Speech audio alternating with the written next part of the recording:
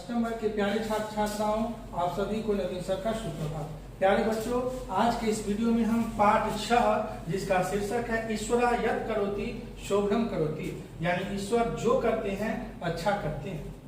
Video को आगे बढ़ाने से पहले आप अपने साथ अभ्यास पुस्तिका और लेखनी लेकर बैठे ताकि मेरे द्वारा बताया गया अर्थ आप अपनी उत्तर पुस्तिका में लिख सके, जिससे आपको पाठ समझने में पढ़ने में आसानी होगी। तो आइए सर्वप्रथम हम शब्दार्थ देखें।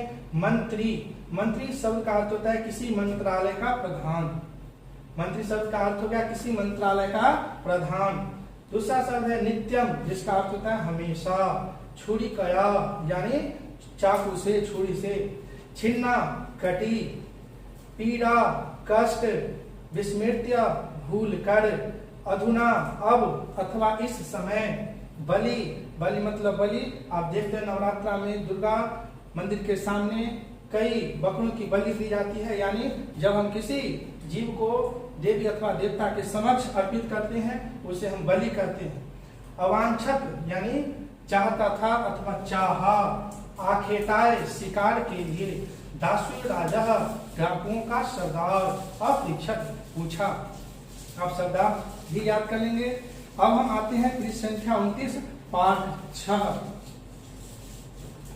इसमें कहा जा रहा है कि एकस्मिन राज्ये एकः नृपः आसीत्। पुनः देखें, एकस्मिन राज्ये एकः नृपः आसीत्। एक राज्य में एक राजा था। एक राज्य में क्या था? एक राजा था। सह अत्यंत क्रोधी आसीत्, वह बहुत क्रोधी था, यानी उसे बात बात पर गुस्सा आ जाता था। तस्य एकः मंत्री आसीत्, उसका एक मंत्री था। सह सदैव एवं नित्यं कथयति अस्म ईश्वरः यत् करोति शोभनम करोति। वह हमेशा यही कहता था कि ईश्वर जो करते हैं अच्छा करते हैं। पुनः देखें, सह सदैव एवं नित्यं कथयति अस्म ईश्वरः यत् करोति शोभनम करोति। वह हमेशा यही कहता था कि ईश्वर जो करते हैं अच्छा करते हैं। एकदा मंत्रिणः पुत्र रुग्णः अभवत्। एकदा शब्द का अर्थ होता है एक बार। मंत्रिणः यानी मंत्री का, पुत्र मतलब बेटा, रुग्णः यानी बीमार, अभवत् मतलब हुआ। एक बार मंत्री का बेटा बीमार हुआ। अनेन उपचारणेन अपि सः स्वस्थो न अभवत्। अनेन यानी अनेक प्रकार के उपचार से भी वह स्वस्थ न हुआ। कालांतरे मंत्रिणः पुत्रस्य मृत्यु अभवत्। कुछ समय बाद यानी कालांतर यानी समय बीतते गए और कुछ समय बाद मंत्री के पुत्र की मृत्यु हो गई। सर्वे जना एतत् श्रुत्वा दुखिता अभवन्। सभी लोग यह सुनकर दुखित हुए। मंत्री अपि दुखी अभवत्। मंत्री भी दुखी हुआ। परम स अकथयत्, लेकिन वह कहा ईश्वरः यत् करोति शोभनम करोति। भगवान जो करते हैं अच्छा करते हैं। सर्वे मंत्रिणः आश्चर्यम् अकुर्वन् परंतु कः अपि किमपि न अकथयन्। सभी मंत्री आश्चर्य किए, परंतु परंतु सब का अर्थ है लेकिन कोई भी कुछ न कहा। आगे चलते हैं। एकदा नृपस्यः अंगुली छुरिकाया छिन्ना अभवत्। एक बार राजा की उंगली चाकू से कट गई। मंत्री स्वभावेन अनुसार तथैव अकथयत्। मंत्री स्वभाव के अनुसार फिर कहा ईश्वरः यत् करोति शोभनम करोति। ईश्वर जो करते हैं अच्छा करते हैं। नृपः स्वपीड़ाया विस्मृत्य मंत्रिणो अक्रोध्यत्। राजा अपनी पीड़ा को भूलकर मंत्री पर गुस्सा हुआ। सह मंत्रिणम अकथयत्। उसने मंत्री से कहा मम अंगुली छिन्ना अभवत्। मेरी उंगली कट गई। अतरेश्वर किम शोभनम अकरोत्। अत्र मतलब होता है यहाँ ईश्वर मतलब भगवान, की मतलब क्या, शोभनम मतलब अच्छा या शोभनम अकरोत् मतलब किया। मेरी उंगली कट गई और तुम कह रहे हो कि जो ईश्वर करते हैं अच्छा करते हैं। यहाँ ईश्वर ने क्या अच्छा किया? मंत्री अकथयत्। मंत्री ने कहा यद्यपि अधुना अहम कथयितुं न समर्थम तदापि कालांतरे आवाम अब गमिष्यावः। मंत्री ने कहा यद्यपि यानी अब, अभी, अब अथवा अभी हम दोनों इस बात को अगर नहीं समझ रहे हैं तो समय आने पर हम दोनों इस बात को अवश्य समझ जाएंगे। नृपः क्रोधात् अकथ्यत। राजा क्रोध से कहा, यदि त्वं कथसि, यदि तुम कहते हो, न समर्थ तर्हि अस्मिन् समये मम राज्यं त्यक्त्वा अन्यत्र गच्छ, अन्यथा अहम त्वां मृत्युदंडेन दद्यामि। यानी अगर तुम कह रहे हो कि ईश्वर जो करते हैं अच्छा करते हैं और हम दोनों समय के अनुसार इस बात को समझ जाएंगे, तुम कहते हो, लेकिन मैं तुम्हें कहता हूं कि अगर तुम इस समय मेरे राज्य से अलग नहीं गए, दूसरी जगह नहीं गए, तो मैं तुम्हें मृत्यु दंड दे दूंगा। ईश्वर यत् करोति शुभम करोति, ईश्वर जो करते हैं अच्छा करते हैं। इति कथित्वा मंत्री राज्यम त्यक्त्वा वने अगच्छत। ईश्वर जो करते हैं अच्छा करते हैं, यह कहकर मंत्री वन को चला गया। फिर संख्या 30 पर आइए, 30 को देखते हैं। वने एकः दस्युराजः अवसत्, वने एकः दस्युराजः अवसत्, यानी जंगल में एक डाकुओं का सरदार रहता था। सह देव्या भक्त आसीत, वह देवी का भक्त था।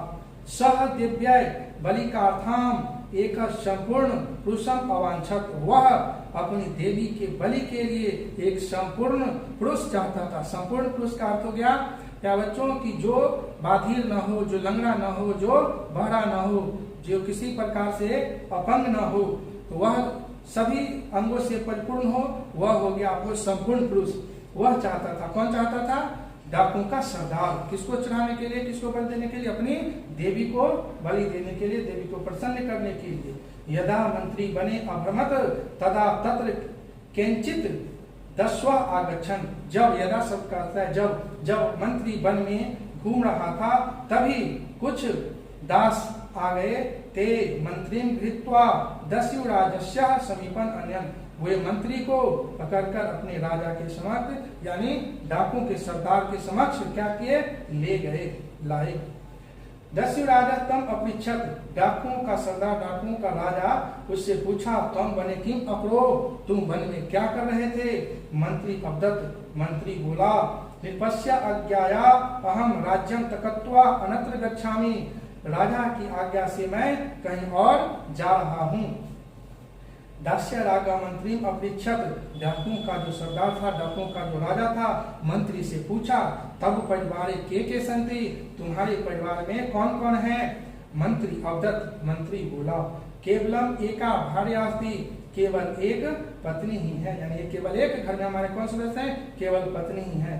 दासुराज अवदत, डाकुओं का राजा बोला, किम तुम संतानहीनासी, क्या तुम संतानहीन हो, यानी क्या तुम्हारी कोई बेटे बेटियां नहीं है? मंत्री अवदत, आम हाँ, मम एक पुत्र आसीत, मेरा एक पुत्र था, परम गत सप्ताहे मम पुत्रस्य मृत्यु अवत, मेरा एक पुत्र था लेकिन पिछले सप्ताह उसकी मृत्यु हो गई, उसने मृत्यु को प्राप्त किया।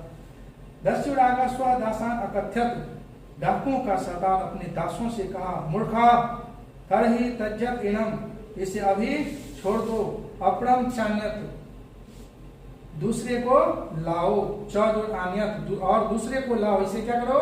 छोड़ दो, इसे जा वन में छोड़ाओ और दूसरे को लाओ। अस्माकं देवी पुत्रेण हीनस्य मलिन हृदयस्य च पुरुषस्य बलि न वांछति, हमारी देवी पुत्रहीन और हृदय से मलिन पुरुषों की बलि नहीं चाहती हैं।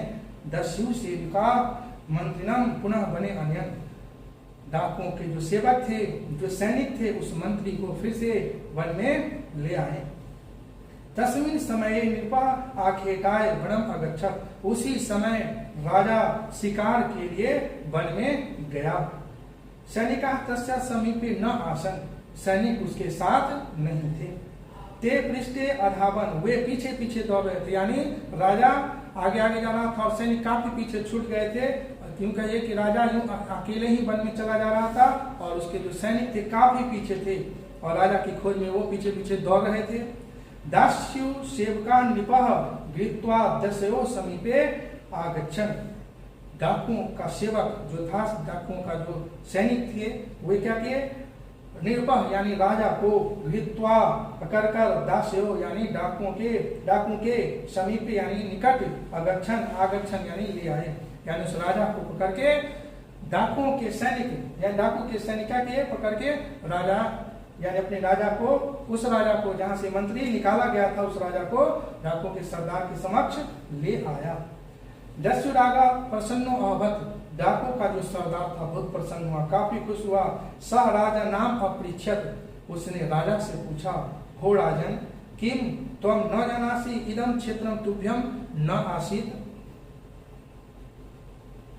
हे राजन, क्या तुम यह नहीं जानते हो कि यह क्षेत्र तुम्हारा नहीं था? राजा अवदत्, अहम जानामि परम त्वं न जानासि, मैं जानता हूं लेकिन तुम नहीं जानते हो। मैं सैनिका इदं क्षेत्रम क्षण मात्रेण नष्टम कर्तुम समर्था, मेरे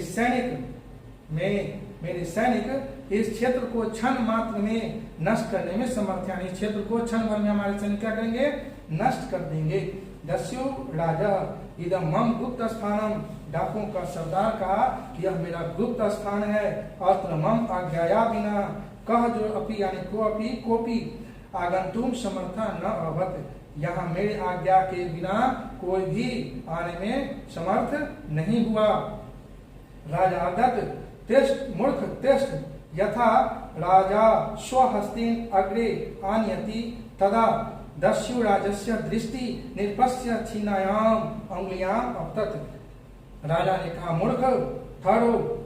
यथा राजा, जैसे ही राजा ने डाकुओं के सरदार को कहा कि ठहरो, अभी मैं तुम्हें दिखाता हूं, वैसे ही अपनी उंगली ऐसे की आगे की तरफ की, वैसे ही डाकुओं के सरदार की नजर राजा की कटी हुई उंगलियों पर क्या हो गई? उंगली पर पड़ गई। अब तदा दस्यु राजा भृता नाम अवदत्, तब डाकुओं का सरदार अपने नौकरों से, अपने सैनिकों से बोला, अरे मूर्खा, अरे मूर्ख, अस्माकं देवी अंग हीनस्यापि बलिं न वांछति, हमारी देवी अंगहीन व्यक्ति की भी बलि नहीं चाहती हैं, अतः इनपे त्यजत, इसलिए अभी इसे छोड़ दो। दस्यु भृता निरुपम वने तकत्वा पुनः अगच्छन्, दस्यु भृता निरुपम वने तकत्वा पुनः अगच्छन्।